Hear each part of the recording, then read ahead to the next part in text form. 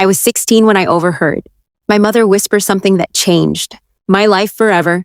I wasn't trying to spy. I had just come downstairs because my fever had gotten worse and I wanted a glass of water.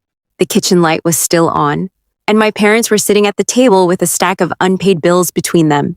My father rubbed his forehead while my mother spoke so quietly I almost missed it. If Emily doesn't make it, Lily gets the insurance money and the scholarship fund won't matter anymore. She can finally go to college. There was a long silence before my father answered. Don't say it like that. My mother's voice didn't shake. I'm saying what neither of us wants to admit. We can't save both daughters. I stood frozen in the hallway, gripping the wall so hard my nails dug into the paint. Emily, that was me. Lily was my older sister by 2 years. She had dreamed of attending a private university in Boston ever since she was 13. But after Dad lost his construction business and Mom's medical bills piled up, there wasn't enough money left. I kept telling myself I had misunderstood. That exhaustion and my fever had twisted their words into something monstrous. But over the next few weeks, little things started adding up. My medication kept accidentally running out. Doctor appointments were canceled without anyone telling me. Mom insisted homemade herbal tea worked better than the prescriptions. Dad barely looked me in the eyes anymore. Meanwhile, Lily received campus tour brochures, expensive SAT tutoring, and new clothes for college interviews. She never asked where the money came from. Maybe she didn't want to know. Maybe she already did. I had been diagnosed with a serious heart condition 6 months earlier. The surgery I needed wasn't impossible, just expensive. Our insurance would cover part of it, but not enough. One afternoon, I found an unopened envelope from the insurance company on the dining table. Inside was a document explaining that if I died before turning 18, the life insurance policy my grandparents had taken out years ago would pay nearly $400,000 to my parents. My hands started shaking so badly, I dropped every page onto the floor. Suddenly, every canceled appointment, every ignored symptom, every cold stare made horrifying sense. My parents weren't just giving up on saving me. They were quietly preparing for a future where my death solved all their problems. And in that moment, I realized if I stayed in that house, I might never live long enough to tell anyone what they had done. I didn't sleep that night. Every sound outside my bedroom door made my heart pound so hard it hurt. I kept replaying my mother's words, hoping I'd suddenly remember them differently, but I couldn't. By sunrise, I had accepted the one truth that terrified me most. I wasn't safe in my own home. The next morning, Mom walked into my room carrying toast and tea, smiling like nothing had happened. She touched my forehead and asked if I felt any better. For years, that gentle voice had comforted me, but now it made my skin crawl. I forced a smile, thanked her, and waited until she left before dumping the tea down the bathroom sink. Maybe I was being paranoid. Maybe it was only tea. But my instincts were screaming louder than my doubts. At school, I couldn't focus on anything except getting through the day. My best friend, Chloe, noticed I looked pale and asked what was wrong. I almost told her everything. But who would believe a 16-year-old girl claiming her parents wanted her to die for insurance money? It sounded like the plot of a crime show, not real life. After classes, I went to the public library instead of home. Using one of the computers, I searched our insurance policy, my medical condition, and even the legal rights of minors. The more I read, the more trapped I felt. I couldn't authorize my own surgery. I couldn't move out. I couldn't even access my medical records without my parents. They controlled everything. When I finally got home, Dad was loading suitcases into the truck. For one hopeful second, I thought we were driving to the hospital. Instead, Mom cheerfully explained they were taking Lily to visit another university for the weekend. We'll be gone 2 days, she said. There's soup in the fridge if you get hungry. I stared at her in disbelief. They were leaving me alone despite my heart condition, knowing I had collapsed only 3 weeks earlier. Before leaving, Dad hesitated by the front door. Our eyes met for just a second. I expected guilt, regret, anything that showed he still saw me as his daughter. Instead, he quietly handed me a bottle of painkillers and said, "Try not to overdo it." Then they drove away. That evening, while looking for extra blankets in my parents' closet, I found a folder labeled College Planning. Inside were tuition estimates, apartment costs, and a handwritten budget. At the bottom of the page was one line circled in red. Insurance payout covers all 4 years with money left. Over. Underneath it was my father's handwriting. Only if everything happens before October. My birthday was in September. Suddenly, I wasn't counting the months I had left to live. I was counting the days. I read that sentence over and over until the words stopped looking real. Only if everything happens before October. My father had written it in his own handwriting. My birthday was in September. My chest tightened so hard I thought I might collapse right there in their bedroom. The folder slipped from my hands, scattering papers across the carpet. Tuition estimates, housing costs, meal plans, and insurance documents, mixed together like someone had planned my death and my sister's future on the same page. I quickly gathered everything when I heard a car door outside. My parents weren't supposed to be home until Sunday. I shoved the folder back into the closet just as the front door opened. It wasn't them. It was Lily. She had forgotten her laptop and came back to get it.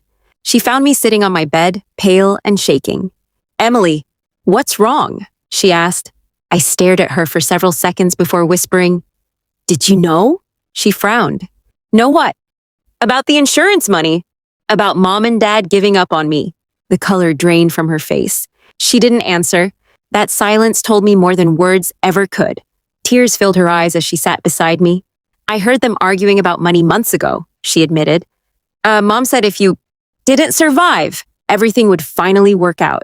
I thought she was just angry and scared. I felt my heart break all over again. "And you never warned me?" She covered her face with her hands. "I was afraid. I kept telling myself they would never actually let anything happen to you." I looked away, unable to hide my disappointment. "But they already have." Lily started crying. "I'm so sorry." After a long silence, she reached into her backpack and handed me an envelope. Inside was every dollar she had saved from working weekends at a grocery store. "Take it," she said. "Leave before they come back." I stared at her in disbelief. "Where would I even go?" "Aunt Rebecca in Chicago. Mom hasn't spoken to her in years, but she'll help you. She always said if either of us ever needed her, her door would be open." I hesitated, terrified of leaving everything behind. Lily grabbed my hand. "Listen to me. You need a chance to live. If you stay here, I'm scared you won't get one." Looking into my sister's tear-filled eyes, I realized this wasn't just fear anymore. It was a warning. And for the first time, I believed escaping my own family was the only way I would survive. My hands shook as I counted the money inside the envelope. $843. It wasn't enough to start over, but it was enough to get away. Lily helped me pack only what I truly needed. My birth certificate, school ID, a few clothes, my medication, and the photos I'd taken of the insurance documents. Before closing my backpack, I looked around my bedroom one last time. Family pictures covered the walls, filled with smiling faces and fake memories. Anyone looking at them would think I had a perfect family. They would never guess my parents had quietly decided my life was worth less than my sister's future. Lily drove me to the overnight bus station outside Columbus. Neither of us spoke much. Every mile felt like saying goodbye to the only life I had ever known. When we arrived, she hugged me so tightly, I thought she might never let go. "I'm sorry," she whispered through tears. "I should have protected you." I hugged her back. "Just don't tell them where I went." She promised she wouldn't. Minutes later, I climbed onto the bus. As it pulled away, I watched the city disappear through the window, wondering if I'd ever come back. 15 exhausting hours later, I arrived in Chicago. My heart condition left me weak, and every step felt harder than the last. I took a train to Aunt Rebecca's neighborhood and stood outside her small brick house, terrified she wouldn't believe me. The moment she opened the door and saw my face, her expression changed. "Emily?" she whispered before wrapping me in a hug. I broke down completely. Between sobs, I told her everything. The overheard conversation, the canceled appointments, the insurance policy, and my escape. She never interrupted or questioned me. When I finished, she gently held my shoulders and said, "You're safe now." Those words felt like the first breath I'd taken in months. Within an hour, Aunt Rebecca had called a lawyer, Child Protective Services, and my cardiologist. She insisted the hospital review every part of my medical history. The next afternoon, my cardiologist called with urgent news. After reviewing my records, he said several life-saving treatments had been recommended months earlier, but were never approved by my legal guardians. He wanted me admitted immediately. Aunt Rebecca looked at me with tears in her eyes and quietly said, "Emily, this isn't just neglect anymore. Someone chose not to save you." I was admitted to the hospital that same afternoon. Everything happened so fast it barely felt real. Doctors ordered tests my parents had delayed for months.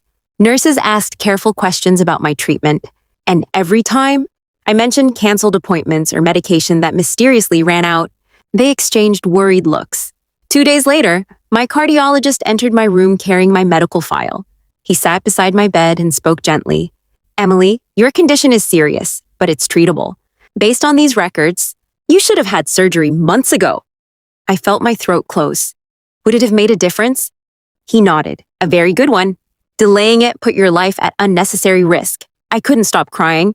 For months, I believed I was losing a battle no one could win. Instead, the people who were supposed to protect me had simply stopped fighting for me. 3 days later, I underwent open-heart surgery. When I woke up, the first person I saw was Aunt Rebecca. She looked exhausted after spending the night in the waiting room, but she smiled the moment my eyes opened. She squeezed my hand and whispered, "You're going to be okay." Those words gave me more comfort than anything my parents had said in months. While I recovered, Child Protective Services and detectives continued investigating my family. They interviewed doctors, neighbors, insurance representatives, and Lily. She told them everything she knew, including the conversations she'd overheard and the money she'd given me to escape. The photos I'd taken of the insurance papers became important evidence. Investigators discovered a pattern of canceled treatments, ignored medical advice, and repeated questions about my life insurance policy.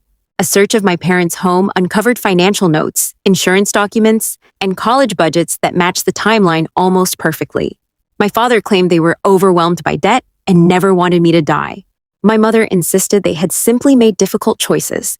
Hearing those excuses on the evening news made me sick. No loving parent sacrifices one child to secure another's future. Prosecutors believed the evidence told a different story, and soon criminal charges were filed. As I watched the investigation grow, I realized something that finally gave me hope. My parents had spent months deciding whether my life was worth saving. Now that decision was no longer theirs to make. My future belonged to me, and for the first time in a long time, I believed I would actually live long enough to have one. The trial lasted for months. Every hearing forced me to relive the darkest chapter of my life. My parents claimed they had been overwhelmed by debt and fear. Their lawyers argued that missed appointments and delayed treatment were mistakes, not intentional choices. But the evidence told a different story. Doctors testified that my surgery had been delayed despite repeated warnings. Insurance records showed my parents had asked detailed questions about my life. Insurance while ignoring recommendations for treatment, the handwritten budget, the canceled appointments, and my medical records painted a picture no one could deny. When I was called to testify, I looked across the courtroom at the two people who had raised me. My mother never looked me in the eyes. My father cried several times, but he never apologized.